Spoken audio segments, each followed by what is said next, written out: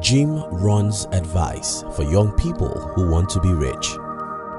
When I was around 12, there was an old poor man in my town. Oftentimes when I was on my way to school or returning in the afternoon, I would see this old, rejected and depressed man coming from or going to the farm. His clothes were always dirty. He walked slowly because he was probably in his late 70s and he rarely smiled. Whenever I saw that man, I would tell myself, I would rather die young than to be old and be like this man. So at the early age, I was lucky enough to know that if I run away from difficult situations when I'm young, I'll do difficult things when I'm old. I will share with you some other details about this story as I try to challenge you with one of the best advice of Jim Rohn, which I believe can make you rich. Now, if you're new here, consider subscribing so you won't miss other interesting videos like this. Here's the thing. Out of many advice given by Jim Rohn in his 79 years lifetime, I think the most important of them is you must suffer one of two things: the pain of discipline or the pain of regret. Don't be mistaken about this. You've got no escape route. In your life, you will suffer. In your life, you will go through pains. In your life, you will cry. But you have the choice. You can choose to suffer the pains that come from being disciplined, or wait for the pains that come from poverty, loneliness, depression, and failure. You must suffer one of two things: the pain of discipline or the pain of regret. Tomorrow is far.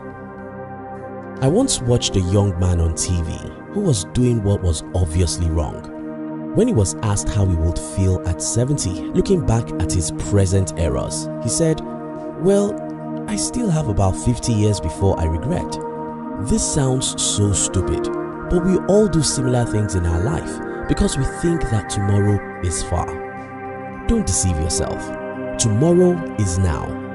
If you are too young, go and ask people who are 50 and above. I tell you, these people didn't know how they clocked 50 because time goes so fast. I once read a quote from Robert Kiyosaki that went something like, "If you know what it means to be old, you would live well when you are young." I think you should think about that and be willing to go through the pains of discipline now. The truth is, most young people don't know what it means to be old. Being old means that many of your friends have died, many are sick, so they cannot leave home. Many are too old to even think of visiting you, so you are lonely. You may also have one or two health challenges which need a lot of money to manage. There are so many worries in your old age than to still worry about money or to have regrets about missed opportunities. Why we hate discipline. By nature, humans are lazy. I mean, all of us are. We love the TV and not the boring books. We love the social media and not the workout. We prefer the talking and complaining and never the grinding and pursuing. We love the ease and the comfort zone and not the harsh world. That's why we avoid the pains of discipline. But your life will change right now if you can think about this. Well, there's no escape route. As human, you are like a soldier. You can never avoid battle. If you don't go out to fight, the enemy will come and attack you at home, and that will be 10 times more difficult. As humans, if you don't get out and be disciplined, if you don't do whatever you ought to do even if it's difficult, if you don't read those books, if you don't practice that music several hours every day, if you don't start that business even when it's tough, if you live like a coward and wish that your life should change by miracle, well, two things will happen. First, someone else will use you to pursue his own dreams, and just when he finishes using you, he will dump you into poverty and frustration. Seeing tomorrow. You see, I spent most part of my last 1 decade going through some of the most difficult situations you can ever imagine. And guess what? I did it on purpose. I closed my eyes when I was 21 and threw myself out. I told myself, build your own company or die trying. It was not a half-hearted decision. I had no space in my heart to make excuses or wait for a government to help me. I knew what was at stake, and that is my future and my life. I wanted freedom. I wanted a life of my own. I wanted a life which allows me to sleep and wake up at my own time. I wanted a life which will allow me work when I want to and with whom I want to. I didn't want a life that worries about money. I didn't want a life that hates his job and only works for money. I don't just want to live. I wanted to live with purpose. And to do this, I understood that I mustn't make excuses or wait for a miracle. I understood that I will have to get out, fight hard, get wounded, fall, fail and cry. I knew that to wear a crown, I had to carry a cross, and I was not afraid of the pains that come with the cross because I could see tomorrow. Most young people cannot see beyond today, and that's the reason why they complain and make excuses. If you, like me, can look around you and see old people who have died, who have lived their lives as cowards, and see the pains they are going through now, you will not be a coward. If you look around you and see people who dreamed of starting their own business all their life, but never tried or gave up when they failed twice, now in their 70s, after working all their life in the jobs they hate, they are still poor, then you will understand the pains of regret. You must suffer. Yes, you must suffer one or two things, the pain of discipline or the pain of regret.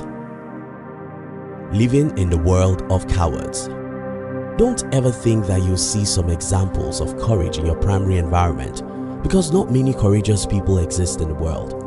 Most people are cowards and live their life avoiding difficulties. The problem about this is that it's contagious. Take for instance, I know a family whose child is a talented writer. Instead of letting this child pursue her dream of becoming a great writer, the parents still want her to study normal things every other kid is studying in school. What's happening here is simple. The parents are cowards, so they cannot encourage their kids to pursue risky dreams. They know that there is no security for anyone who pursues his dreams outside the normal route everyone knows.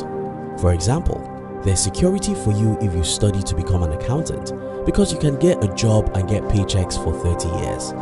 There's security for you if you study to become a lawyer, doctor or an engineer. But there's no security for you if you want to become a musician, because you may never become a famous musician, and that means failure.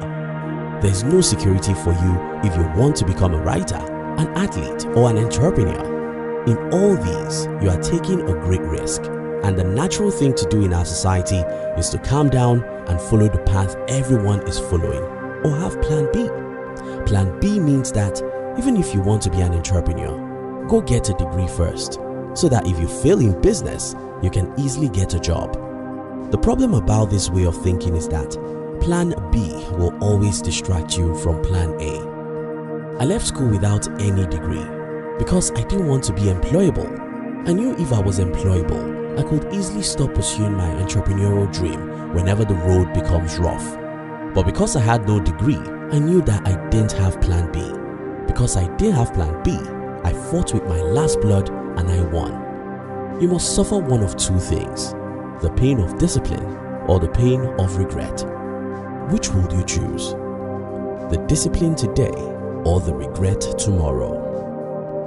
Thank you so much for watching our videos.